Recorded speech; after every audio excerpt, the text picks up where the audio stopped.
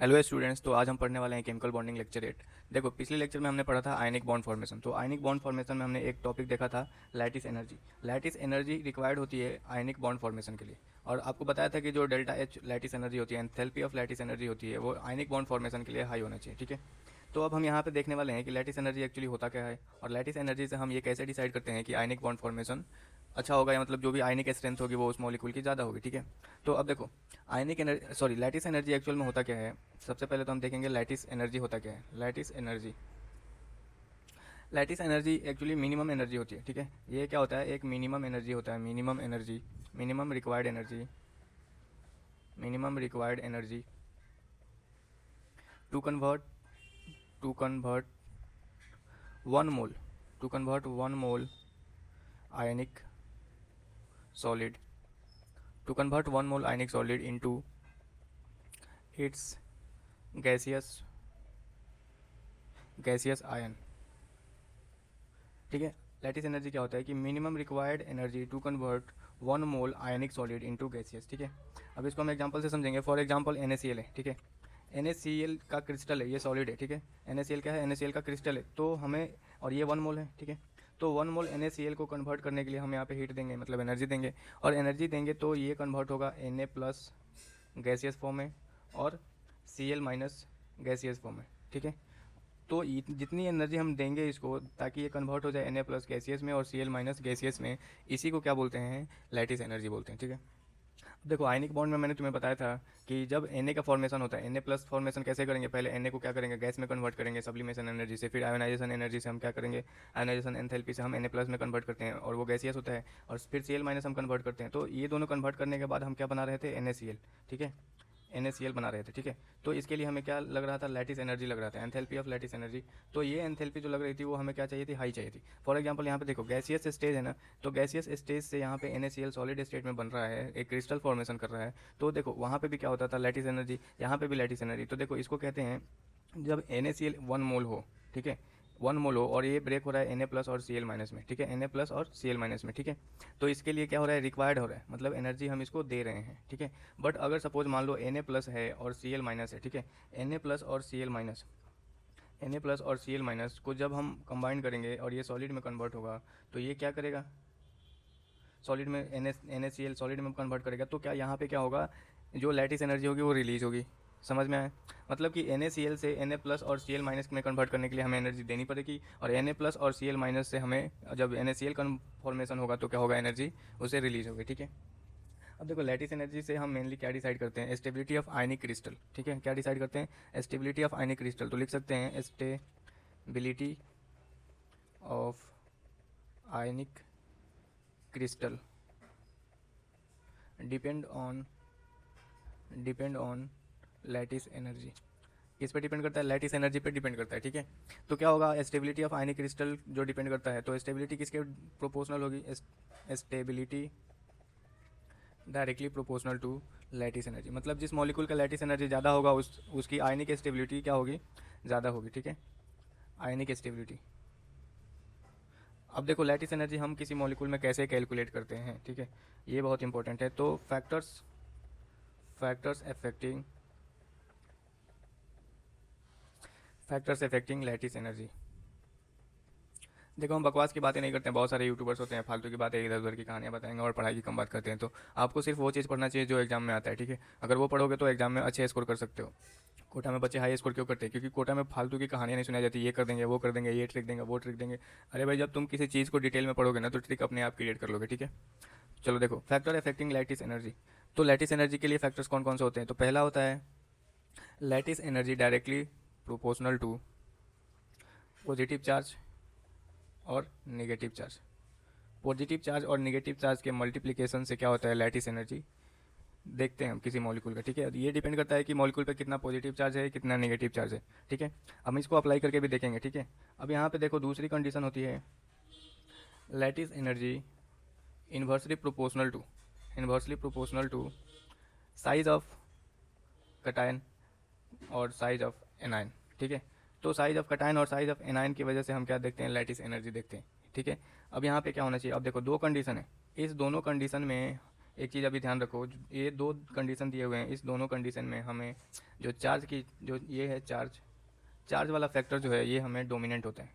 Suppose मान लो कोई molecule है जिसमें ये कंडीशन भी हम अप्लाई कर रहे हैं और ये कंडीशन भी अप्लाई कर रहे हैं, ठीक है, और उसमें क्या है, चार्ज का कंडीशन ज़्यादा हो रहा है, तो हम कौन सा लेंगे, चार्ज वाला कंडीशन हम डोमिनेंट लेते हैं, ठीक है।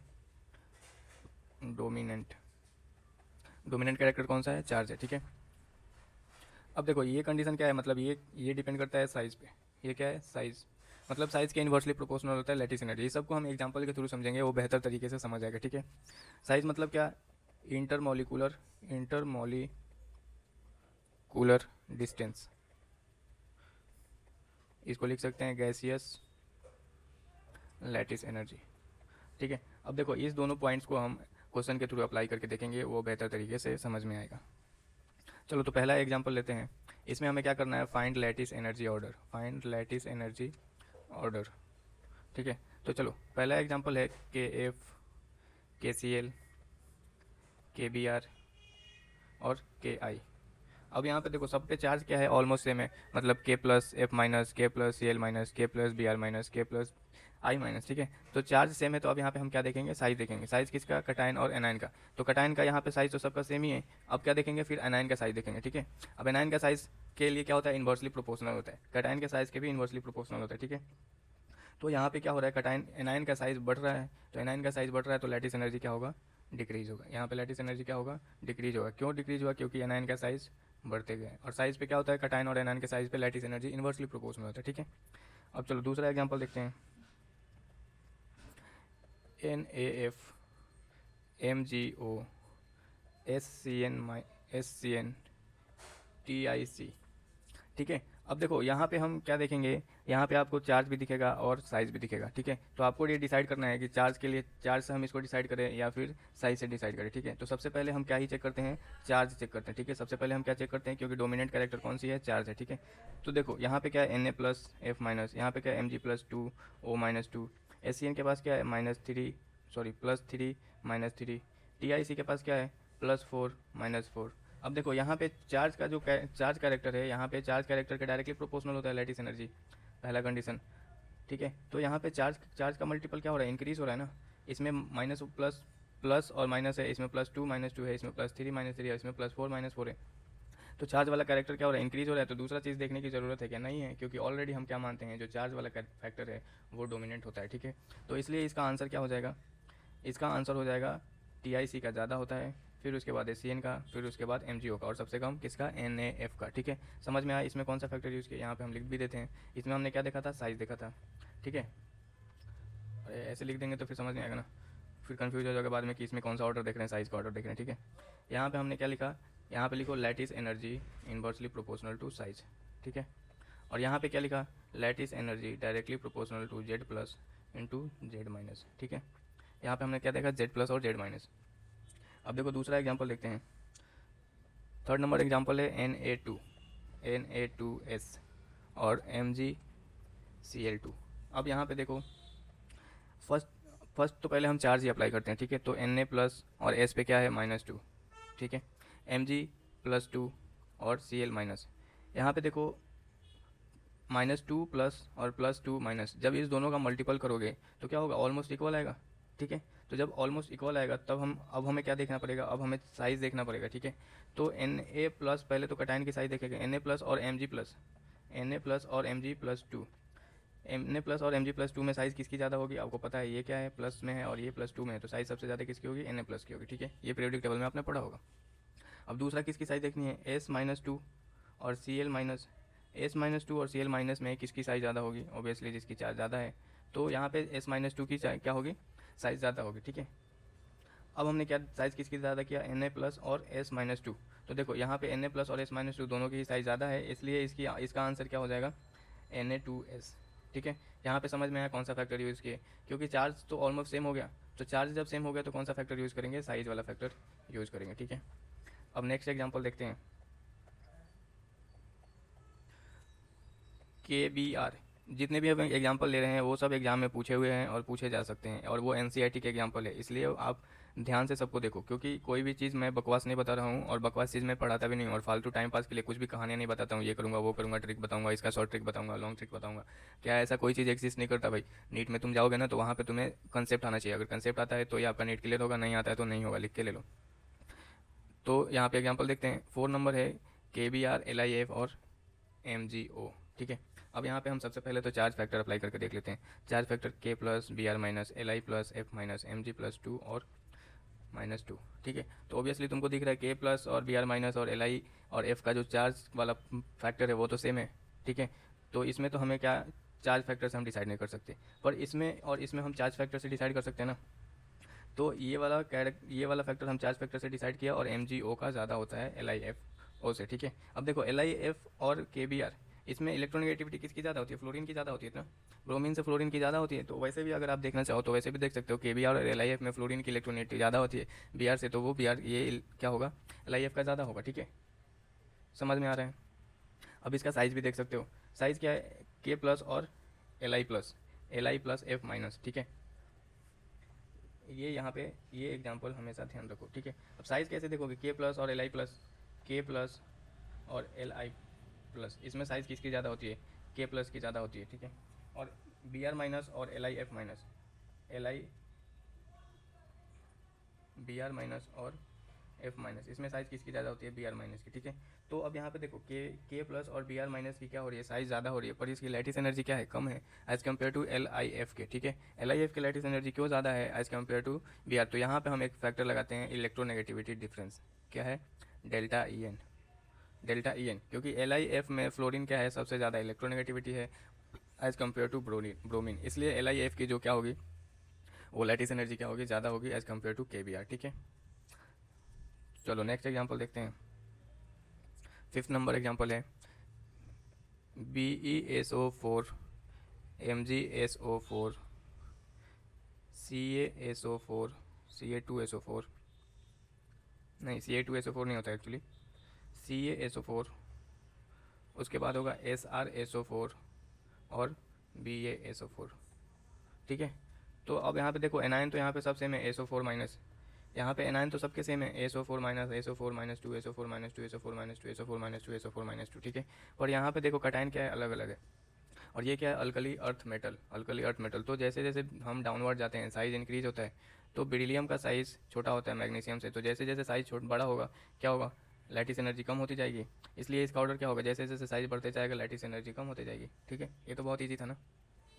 तो इसमें क्या हुआ, ऐसे साइज़ इंक्रीज हो रहा है, साइज़ इंक्रीज हो रहा है तो लैटिस एनर्जी क्या होगा, कम होगा। ठीक है। ये सब एक्सप्लेनेशन भी आप वहाँ पे लिख के रखो, ताकि आप बाद में जब रिवीजन करोगे तो आपको समझ आएगा। ठीक है। अब देखो नेक्स्ट एग्जांपल देखते हैं, 6 नंबर MgO और CaO। ठीक है। अब यहाँ पे देखो आपको +2 +2 -2 -2 आपको चार्ज सेम मिल रहा है। ठीक है। चार्ज सेम मिल रहा है तो आप कौन सा फैक्टर यूज़ करोगे, फिर साइज़ का फैक्टर यूज़ करोगे। ठीक है। तो साइज़ बढ़ेगा, Mg और कैल्शियम में साइज़ किसकी ज़्यादा होती है, कैल्शियम की साइज़ ज़्यादा होती है, तो साइज़ बढ़ा, साइज़ इंक्रीज़ किया तो क्या होगा, लैटिस एनर्जी डिक्रीज हो जाता है, इसलिए क्या होगा, MgO का लैटिस एनर्जी कैल्शियम ऑक्साइड से ज़्यादा होता है। ठीक है। चलो नेक्स्ट एग्जांपल देखते हैं, एग्जांपल नंबर 7। एग्जांपल नंबर 7 है KCl और NaF। KCl और NaF। अब यहाँ पे देखो चार्ज तो सेम है, चार्ज क्या है, +- ठीक है। तो अब क्या देखेंगे, साइज़ देखेंगे, और साइज़ में क्या है, Na+ और K+, Na+ और K+ में साइज़ किसकी ज़्यादा होती है, Na+ और K+, साइज़ किसकी ज़्यादा होती है, ऑब्वियसली बात है, ये K+ की साइज़ होती है वो ज़्यादा होती है। ठीक है। और यहाँ पे देखो Cl- और फ्लोरीन-, Cl- और फ्लोरीन- में साइज़ किसकी ज़्यादा होती है, Cl- की साइज़ ज़्यादा होती है। ठीक है। और किससे ज़्यादा होती है, फ्लोरीन- से। पर यहाँ पे देखो KCl और KCl की साइज़ ज़्यादा हुई NaF- से, फिर भी यहाँ पे क्या हुआ, NaF की ज़्यादा होती है लैटिस एनर्जी। क्यों, क्योंकि साइज़ किसकी ज़्यादा है, K+ और Cl- की साइज़ ज़्यादा है, तो इसकी लैटिस एनर्जी क्या होगी, कम होगी। ठीक है। समझ में आ गया। और NaF की साइज़ छोटी है तो इसकी लैटिस एनर्जी क्या होगी, ज़्यादा होगी। कोई भी डाउट होता है आप कमेंट सेक्शन में कमेंट कर सकते हो। या फिर गलती से मैं कुछ गलत भी बोल दूँ तो उसके लिए भाई सॉरी, क्योंकि पढ़ाते टाइम थोड़ा अनकॉन्शियसनेस रहता है। तो अगर कोई चीज़ गलत बोल दिया हो तो आप कमेंट करो, मैं वहाँ पे करेक्ट चीज़ें बता दूंगा आपको। चलो तो एग्जांपल नंबर 8 देखते हैं। 8 है NaF और MgO। अब यहाँ पे चार्ज देखो, प्लस माइनस, +2 -2, तो ऑब्वियसली बात है यहाँ पे तो कुछ देखने की ज़रूरत ही नहीं है, फिर चार्ज डोमिनेंट फैक्टर होगा और MgO का लैटिस एनर्जी ज़्यादा होगा। ठीक है, एग्जांपल नंबर 9 देखते हैं। 9 कह रहा है Al2O3, ठीक है, और NaF। तो ये क्या है, प्लस माइनस, और ये क्या है Al2O3 माइनस, तो यहाँ पे क्या होता है +3, यहाँ पे क्या होता है -2। ऑक्सीजन के पास कितने होते हैं -2, ये कितने हो जाएंगे 3 और 2, समझ रहे हो। तो ये यहाँ पे चार्ज फैक्टर ज़्यादा ज़्यादा किसका हो रहा है Al2O3 का, इसलिए Al2O3 का लैटिस एनर्जी क्या होता है, ज़्यादा होता है एज़ कम्पेयर टू NaF का। ठीक है, तो ये हमने इतने एग्जांपल देखे, ये आपको याद रखने हैं, और कुछ क्वेश्चन देखेंगे थोड़े बहुत 2-3। तो इतने सारे एग्जांपल आपको याद रखने हैं। चार्ज का फैक्टर कैसे अप्लाई करना है, साइज़ का फैक्टर कैसे अप्लाई करना है, आपको समझ में आ गया होगा। तो समझ में आ गया होगा तो चैनल को भी सब्सक्राइब कर दो और अपने दोस्तों को भी शेयर कर दो जो केमिस्ट्री अच्छे से सीखना चाहते हो। मैंने कोटा से पढ़ाई की है, एलन से, और एलन के टॉप फैकल्टी से पढ़ाई की है, तो मैंने जो चीज़ गेन किया है वो चीज़ आपको डिलीवर करने की कोशिश करूँगा। चलो तो एक क्वेश्चन है, UMGO, ठीक है, is equal to x UNAF। किसके इक्वल है, U मतलब ये क्या है, ये एनर्जी है। ठीक है, energy equal to x UNAF। ठीक है, तो इसकी जो एनर्जी है उस किसके इक्वल है, XNAF के इक्वल है। ठीक है, तो x आपको बताना है कि x बराबर वट। ऑप्शन दिया हुआ है A=2, B=4, C=6 और D=8। तो पहले तो लैटिस एनर्जी कितनी है, अब या लैटिस एनर्जी से चेक करोगे, लैटिस एनर्जी MgO का कितना होता है, +2 - 2। ठीक है, तो जब इसका मल्टीपल करोगे तो 4 हो जाएगा, और ये कितना होगा, +1 - 1, तो ये क्या होगा। अब यहाँ पे देखो 2 × 2 4, और ये कितना है 1 है, तो यहाँ पे x आप पता कर सकते हो ना, कितना होगा x, कितना होगा 4 होगा। चलो ये तो समझ में आया होगा ना, बहुत ईजी है। अरे x 4 टाइम होगा ना, समझ आया क्या। अगर ये 4 टाइम्स है, ये 1 है, तो ये x भी कितना होगा, 4 टाइम्स करोगे तब तो इसके इक्वल होगा ना। चलो वेरी गुड, समझ आया तो अच्छी बात। नहीं समझ में आया तो वीडियो पॉज करो, फिर से सोचो, और सोचोगे तो समझ आएगा। खुद से भी कुछ चीज़ें सोचा करो, क्योंकि क्या नीट में क्या है, सब तुम्हें ही सोचना है, हर चीज़ टीचर नहीं बताएगा। तो खुद से सोचने की आदत जितनी डालोगे उतना ज़्यादा अच्छा रहेगा। इस क्वेश्चन में तुम्हें बताना है ट्रू फॉल्स पॉइंट बताना है। ठीक है, फॉर आयनिक कंपाउंड। ठीक है, हमने फर्स्ट लेक्चर में देखा था आयनिक कंपाउंड फॉर्मेशन कैसे करते हैं। ठीक है, फर्स्ट है high melting point, high boiling point. B है hard but brittle. C number point है insulator in solid state but conductor in molten और एक्वस स्टेट। डी है fast ionic reaction in aqueous solution. ये क्या होगा, fast ionic reaction in aqueous solution. ये statement है so stereo isomers.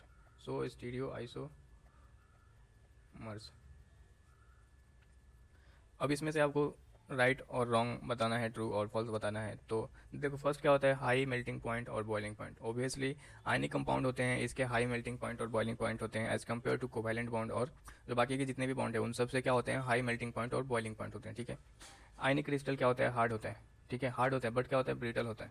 मतलब अगर उस पर मारोगे तो चकनाचूर हो जाएगा। ठीक है, हार्ड होता है बट ब्रिटल होता है। मतलब यहाँ पे जब कंडक्टर पढ़ोगे तो कंडक्टर में क्या होता है, जो मेटल्स होते हैं, मेटल में वो ब्रिटल नहीं होते हैं, वो क्या होते हैं, मैलिएबल होते हैं। ठीक है, मतलब मेटल्स को अगर आप मेटल्स पे अगर हथौड़ा मारते हो तो क्या होता है, चिपक जाता है, मतलब प्लेट लाइक स्ट्रक्चर बनाता है, या फिर अलग अलग फॉर्म में चेंज हो जाता है। ठीक है, तो वो क्या होता है, मैलिएबल होता है। बट यहाँ पे क्या होता है, ब्रिटल होता है। आयनिक कंपाउंड क्या होता है, ब्रिटल, मतलब अगर उस पर हथौड़ा मारोगे तो क्या होगा, चकनाचूर हो जाएगा। ठीक है, तो अब देखो नेक्स्ट पॉइंट है इंसुलेटर इन सॉलिड स्टेट।